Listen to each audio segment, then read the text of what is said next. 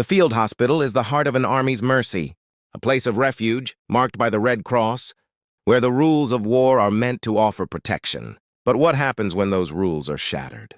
When the sanctuary itself becomes the battlefield? This is the story of a day, when the line between healer and warrior vanished in the smoke and thunder of combat.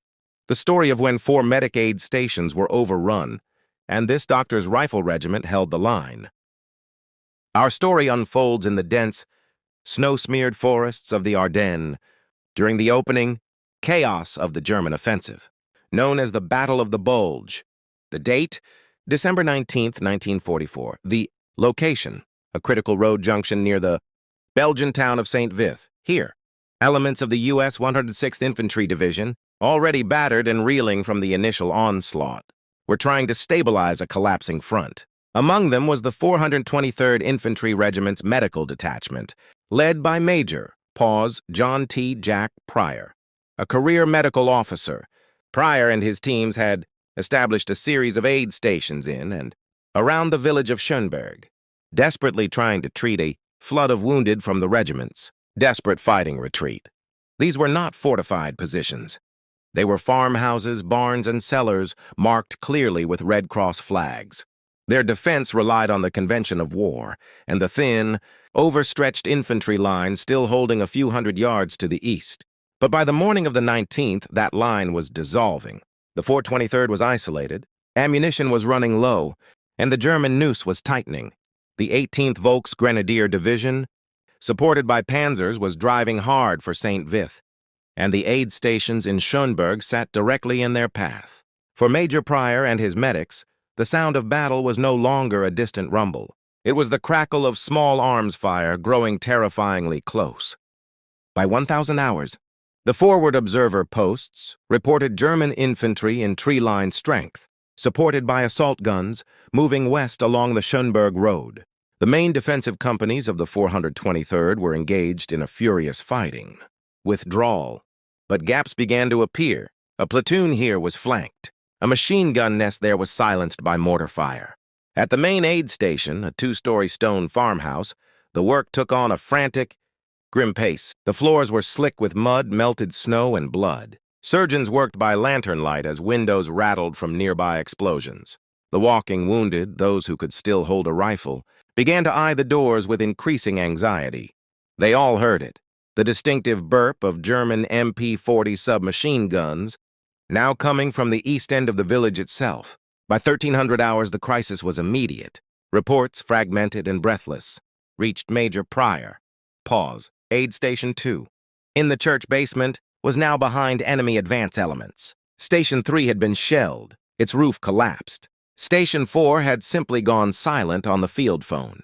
German skirmishers, in their distinctive splinter-pattern camouflage, were filtering between buildings, bypassing strong points and hunting for command posts and, inevitably, the medical stations.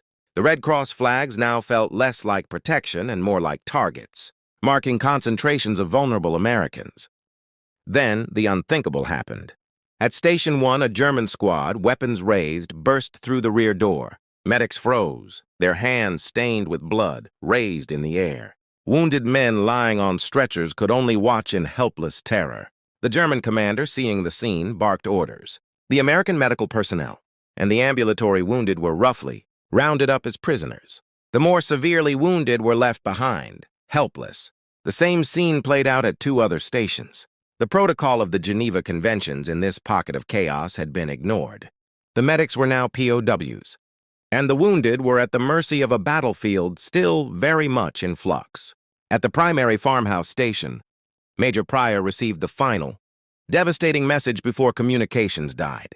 The line was cut. The enemy was in the village. They were surrounded. Before him lay dozens of helpless wounded. Outside, the sounds of combat were now intermixed with the guttural shouts of German commands. They had no infantry support. They had no orders. They had only moments before the same fate befell them. The sanctuary had fallen. They were now, for all intents and purposes, behind enemy lines. It was in this moment of utter desperation that Major Pryor made a decision that transcended his oath as a physician. He would not surrender his patients. He would defend them. He turned to the only men left who could hold a weapon, the walking wounded, the lightly injured his own medics, and the regiment's clerks and drivers who were at the station. "We are not surrendering," he stated, his voice cutting through the panic. "We will defend this position." A makeshift platoon was formed. Men with bandaged arms took up rifles from stacks of collected weapons. A medic swapped his syringe for an M1 Garand. A clerk with a sprained ankle manned a window with a carbine. Major Pryor, pistol in hand, organized a perimeter.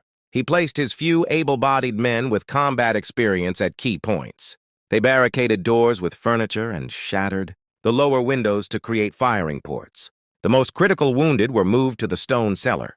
What happened next was not a complex military maneuver. It was a simple, brutal act of defiance. As a German platoon, believing the station secured, approached the farmhouse yard. They were met not with surrender, but with a volley of fire. The shock was total. The Americans here were supposed to be non-combatants already neutralized. The ferocity of the response from a supposed medical station caused confusion and bought precious minutes. For the next 2 hours, Pryor's improvised rifle regiment, perhaps 40 men in total, many of them injured, fought a holding action of staggering intensity. They fought with the desperation of men protecting their brothers. A medic-turned-machine gunner, Pete Raymond Miller, used a .30 caliber light machine gun to hold the main road approach, changing positions after every burst to avoid German grenades. A wounded sergeant, his leg stitched and bandaged, directed fire from a second-story window with chilling accuracy. They were not trying to win the battle for Schönberg. They were trying to create a pocket of safety, a delay, a message that this place would not be taken without a cost. Their stubborn, unexpected resistance disrupted the German momentum through this sector, creating a knot of uncertainty the enemy had to deal with. The standoff could not last forever. Ammunition dwindled. German pressure increased with the arrival of a heavier machine gun team. But the delaying action had served its purpose. The fierce localized fight had drawn the attention of the retreating elements of the 423rd's headquarters company, who realized their medics were making a last stand. Under the cover of a brief mortar barrage laid down by the retreating Americans, and as dusk began to fall, a counterthrust by a ragged collection of engineers and headquarters, personnel managed to link up with Pryor's position. In the confusion and fading light, a breakout was organized. Using every jeep and ambulance available, Major Pryor and his men evacuated nearly all of their wounded, carrying them under fire to the relative safety of the falling American lines west of Schönberg. The cost was high. Several of the defending wounded and medics were killed in the action. Many more, including Major Pryor, were captured in the final chaotic retreat from the Bulge in the following days. But because of their fight, dozens of men who would have certainly become prisoners in their cots were saved. For his command, his courage, and his refusal to abandon his oath to protect the wounded, Major John T. Pryor was later awarded the Distinguished Service Cross. The citation reads, "In part, he voluntarily risked his life to defend his patients. His gallant actions, personal bravery, and zealous devotion to duty exemplify the highest traditions of the military forces of the United States." It was a medal, born not from an offensive charge, but from a defiant, desperate stand. The day doctors and patients became a rifle regiment.